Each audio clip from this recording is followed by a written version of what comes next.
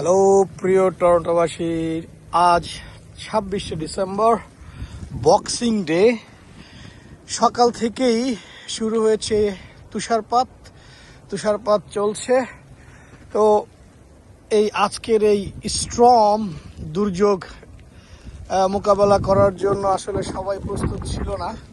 আজকে সবাই এই টরন্টো যারা বসবাস করি কানাডাতে, বক্সিং ডেতে আসলে সবাই আমরা চিন্তা করি যে আজকে 50% অফ, অনেক ডিসকাউন্ট, অনেক কিছু ক্রয় করার জন্য মানুষ যায়।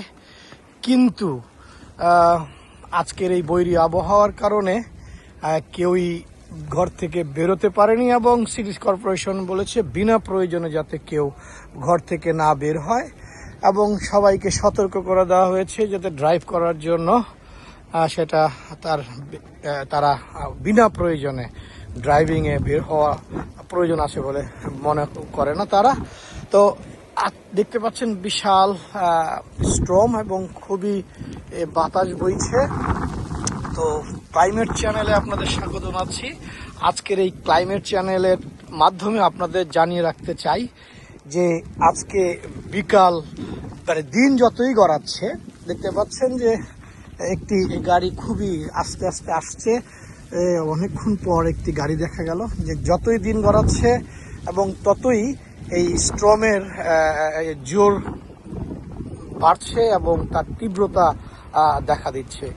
তো আপনাদেরকে একটি দেখিয়ে রাখতে চাই যে একটি পাশেই এই যদি আপনি যান যে এত স্ট্রং, সেই স্ট্রংয়ের কারণে এই বাড়িটির পেছনে দেখতে পাচ্ছেন যে কিভাবে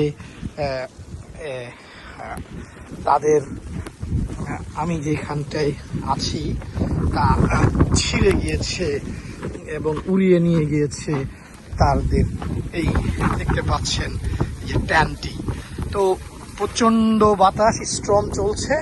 তো আপনারা সবাই ঘরে থাকবেন, বিনা প্রয়োজনে বাড়ির বের হবেন না, এটাই প্রত্যাশা এবং সিটি কর্পোরেশন বলেছে।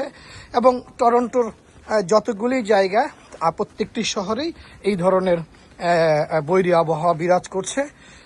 সবাইকে ক্লাইমেট চ্যানেলে স্বাগত জানাচ্ছি। ভালো থাকবেন নিরাপদে। ধন্যবাদ সবাইকে।